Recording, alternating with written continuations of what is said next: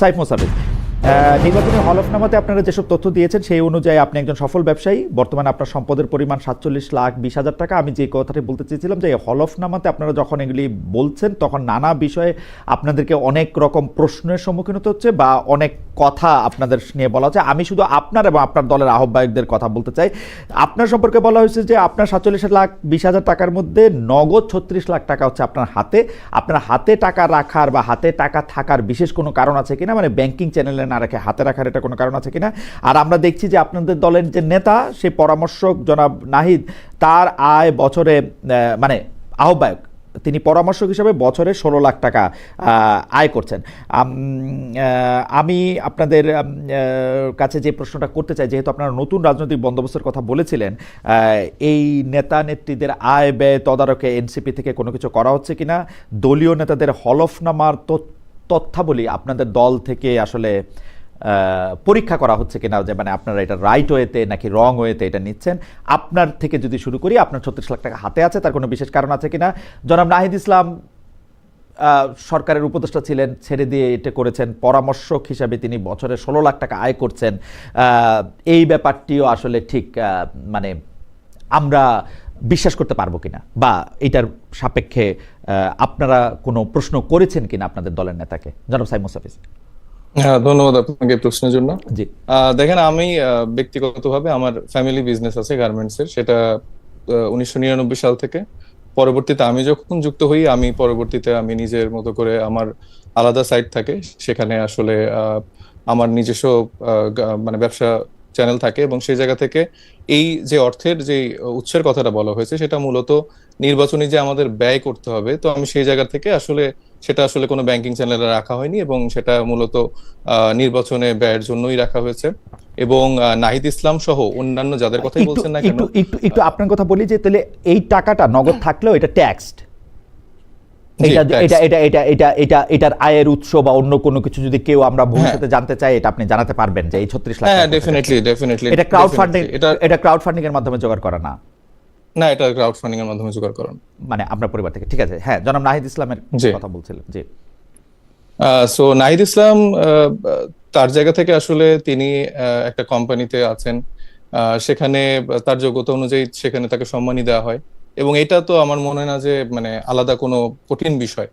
এখানে অন্যান্য আমাদের দলের আর যারাই আছেন না কেন, আপনারা জানতেন যে জনাব নাহিদ ইসলাম পরামর্শক হিসেবে কোথাও কাজ করছেন, যেখান থেকে তাকে টাকা দেওয়া হচ্ছে? হ্যাঁ হ্যাঁ, জি, আমরা জানতাম। এটা কি ধরনের, মানে মানে তাহলে তার পেশাটাও তো নিশ্চয়ই জানেন, বা কোন কোম্পানিকে বা কোন প্রতিষ্ঠানকে উনি পরামর্শ দিচ্ছেন সেটা তো নিশ্চয়ই জানেন। খুব ডিটেইলে আমি জানি না। আমি জানি যে উনি একটা কোম্পানিতে পরামর্শক হিসেবে আছেন, এবং আমাদের দলের আপনি জানেন যে আমাদের মোটামুটি 80% প্রফেশনাল মানুষজনই আমাদের সাথে দলে যুক্ত, এবং যারা আসলে স্টুডেন্ট থেকে নতুন ভাবে আমাদের দলে যুক্ত হয়েছেন, আমাদের দলের যারা বিভিন্ন ব্যবসা বাণিজ্যের সাথে যুক্ত ছিল, তারা অনেকের প্রতিষ্ঠান থেকে চেষ্টা করেছে তাদেরকে আসলে কোনো জব বা কোনোভাবে ফ্যাসিলিটেট করতে পারে কিনা, কারণ আমাদের যে ট্রেডিশনাল পলিটিক্স, সেখানে শুধুমাত্র আমাদের রাজনীতিবিদদের পেশা থাকে রাজনীতি। তো সেই জায়গা থেকে আমরা চেষ্টা করছি যে আমরা যেহেতু বলছি আমরা নতুন রাজনৈতিক বন্দোবস্ত বা সিস্টেমেটিক পরিবর্তন করতে চাই, সে জায়গা থেকে আমরা এই স্বচ্ছতার জায়গাটা নিশ্চিত করতে চাই। এবং ঠিক আছে, আমাদের ব্যাপারে সবার উৎসাহ থাকবে, এটা খুব স্বাভাবিক, কিন্তু আমাদেরকে নিয়ে আসলে যেভাবে মিডিয়া ফ্রেমিংও করা হচ্ছে, সেটাও কিন্তু আমি মনে করি না যে ঠিক।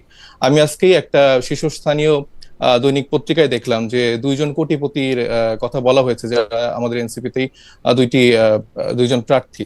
তো তারা কিন্তু এনসিপিতে যুক্ত হয়েছে এই নমিনেশন, যখন আমরা প্রার্থিতার জন্য ফর্ম ফিল আপ বা ফর্ম বিতরণ করছি, সেই সময়টাই কিন্তু তারা আমাদের সাথে যুক্ত হয়েছে। কিন্তু মানে ফ্রেমিংটা যেভাবে আসছে যে আসলে তরুণরা মানেই দুর্নীতি করছে, বা এদের আসলে টাকার উৎস কই থেকে আসছে, এবং 2 জন কিন্তু প্রভাবশালী ভাবে, তারা কিন্তু ফ্যামিলিগত ভাবে, যে 2 জনের কথা নাবিলা তাসনিদ এবং আরেকজন আছেন সম্ভবত ঢাকা 7 আসন থেকে ইলেকশন করবেন।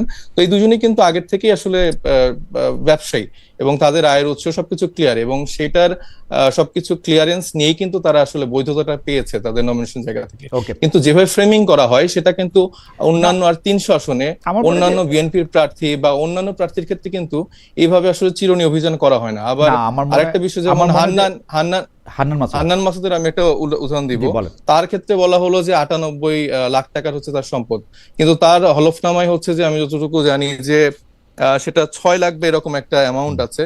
তার কোনো সম্পদের বিবরণও নাই, কিন্তু এটা কিন্তু যখন একটা ফটো কার্ড করে বা একটা শীর্ষস্থানীয় কোনো নিউজ জায়গা থেকে গণমাধ্যম থেকে এরকম একটা নিউজ হয়, এটা কিন্তু দ্রুত ছড়ায়, কিন্তু এটা যে আসলে সত্য না, এটার ব্যাখ্যা যেভাবে আসে সেটা কিন্তু আর ছড়ায় না। তো এটা আসলে আমরা জুলাইয়ের পর থেকে দেখে আসছি যে আসলে তরুণদেরকে নানাভাবে ফ্রেমিং করা হচ্ছে যে এই মানুষগুলা দুর্নীতিগ্রস্ত, এরা অনেক টাকা পয়সার মালিক হয়ে গেছে, এরা খারাপ।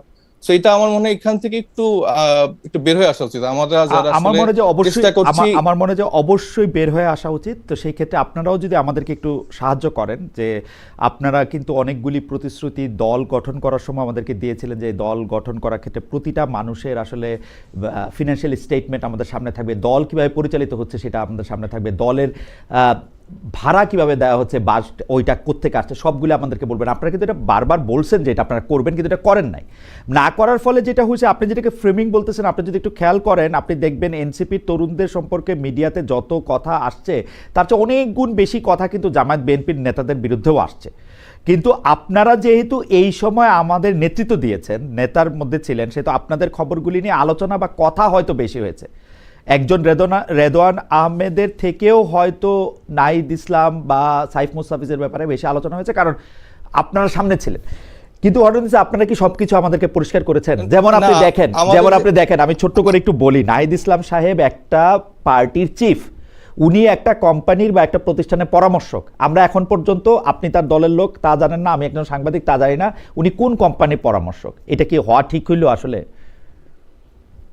না, এটা কি জনসমক্ষে বলে বেড়ানোর মতো যে আমি এই আপনি কোথাও কোম্পানির চাকরি করলে পরামর্শক? আপনি বলবেন না? এটা কি আপনাকে আমার জানানোর দায়বদ্ধতা আছে? আপনি তো দলের চিফ, আপনি তো দলের একজন শীর্ষ নেতা, আপনি তো হ্যাঁ, আমি সংসদ সদস্য দলের পদে চিফ। দাঁড়াচ্ছেন, সংসদ সদস্য আমি পদে যে দাঁড়াচ্ছেন, আপনি বলবেন না আমাকে? আমার আপনি যে বলবেন ব্যবসা না? প্রতিষ্ঠান আছে, এটা আমি কেন সবাইকে জানাতে যাব? মানে আপনি আয়ের উৎস আমাকে বলবেন না? আপনাকে আমি কেন আমার আয়ের উৎস জানাতে কারণ যাব? হচ্ছে যে আপনি একটা পাবলিক অফিস হোল্ড করবেন, আয়ের উৎস তো বলবেন। দেখেন, আমরা যখন বিএনপি আওয়ামী লীগের নেতৃবৃন্দকে জানতে চেয়েছি, তখনও একইভাবে তারা বলছে, আপনাকে কেন জানাবো? যেখানে না জানালে তো আমার ঠিক আছে। জানানোর দরকার, সেখানে তো আমি জানাচ্ছি। কোথায় জানানো দরকার? এই যে আমার নির্বাচনের জন্য যেহেতু আমার যে হলফনামা বা ইশতেহারগুলো, আপনি তো মানে শুধু আমার যে নামটা লিখতেছেন, আপনি শুধু ডিটেইল এইটা ডিটেল বলতেছেন না, কিন্তু আপনি শুধু বলতেছেন পরামর্শক হিসেবে আমি এই টাকা আয় করছি। আমার মনে হয় না যে সাংবাদিক আপনাদেরকে আমার প্রত্যেকটা ইনফরমেশন জানানোর জায়গা আছে। আপনি এটা মনে করছেন যে এটা মানে নাহিদ ইসলাম ব্যক্তিগতভাবে দলের চিফের এটা জানানোর দরকার নাই? কি করছে এটা আসলে আমার মনে হয় এটা আসলে মানে আপনাদেরকে জানানোর প্রয়োজনীয়তা আছে। Okay. আমাদের যদি মনে করে যে সে আসলে জানাতে চায়, সে জানাতে পারে, যতটুকু আচ্ছা। জানানোর দরকার সে ততটুকু জানাতে পারে। ওকে, মানে আপনি মনে করছেন যে এটা জানানো তার দরকার নাই। আচ্ছা, হাউএভার আমি একটু জনাব রেদওয়ান হ্যাঁ, আহমেদ, কিন্তু আমরা যে কমিটমেন্টটা দিয়েছি যে আমাদের দলীয় আয় ব্যয়ের যে স্বচ্ছতার জায়গাটা নিশ্চিত করা বা কিভাবে অফিস চলছে, সেটা আমরা কমিটমেন্টটা আমরা ফুলফিল করতে চাই। এটা কিন্তু আমরা বলেছি, আমরা এটা এরকম তো না, এটা তো এটা আপনারা আমাদের ওয়েবসাইটে দেখতে পারেন কাইন্ডলি। আমরা কিন্তু বলেছি যে বাৎসরিকভাবে আমরা অডিট করে আসলে প্রত্যেকটা রিপোর্ট আপনাদেরকে জানাবো। তো সেটা এখন আমাদের দলের বয়স 1 বছর হয়নি। সো এই কমিটমেন্ট আমাদের সবসময় থাকবে। আপনার সাথে আমার যদি কথা হয়ে থাকে, এটা আপনি আমাকে বছর শেষে জিজ্ঞেস করবেন। বছর শেষে জিজ্ঞেস করলে আপনারা বলবেন যে আপনারা এই বাসা ভাড়াটা কোত্থেকে দিয়েছেন, এই টাকাটা কোত্থেকে এসেছে, না ডেফিনেটলি প্রত্যেকটা ব্যাখ্যা কোন আছে খাত আমাদের থেকে কাছে, আমরা কোথা থেকে কত টাকা পেয়েছেন, হ্যাঁ, কোন খাত থেকে কত টাকা পেয়েছেন, এটা আপনারা জি, আমরা এটা চেষ্টা করছি।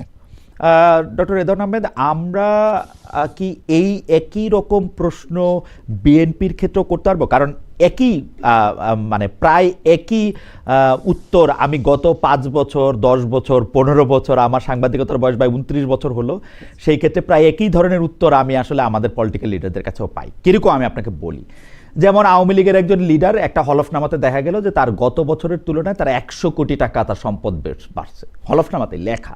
তো বলছে যে আপনারা তো দেওয়ার দরকার নেই, আমরা তো হলফনামায় দিয়ে দিছি। তো হলফনামাতে পেশা দেখতে পাচ্ছি যে মাছ ধরতেন উনি।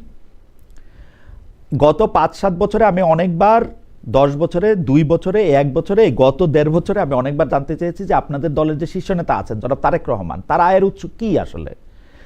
তিনি তো আমি উত্তরটা কিন্তু এরকমই পাইছি, আপনাকে তো সেটা আমার জানানোর দরকার নাই। আমি আপনার কাছে একটু প্রশ্ন করব যে পলিটিক্যাল লিডারদের আয়ের উৎস কি আমাদেরকে জানানো দরকার আছে? মানে এটা কি ইয়ার মধ্যে পড়ে?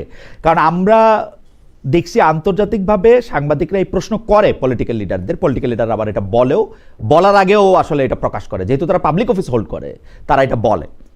আপনার কি মনে হয় ডক্টর রেদওয়ান আহমেদ, আমি কি জিজ্ঞেস করতে পারি যে আপনি আসলে কি করেন, আপনার পেশা কি, আপনার আয়ের উৎস কি, গত 17 বছর আপনি কি করছেন, 20 বছর কি করছেন? আমি 20 বছর না, আমি আপনি হয়তো জানার কথা, আমি বিজিএম এর প্রেসিডেন্ট ছিলাম 1993 থেকে 97 পর্যন্ত।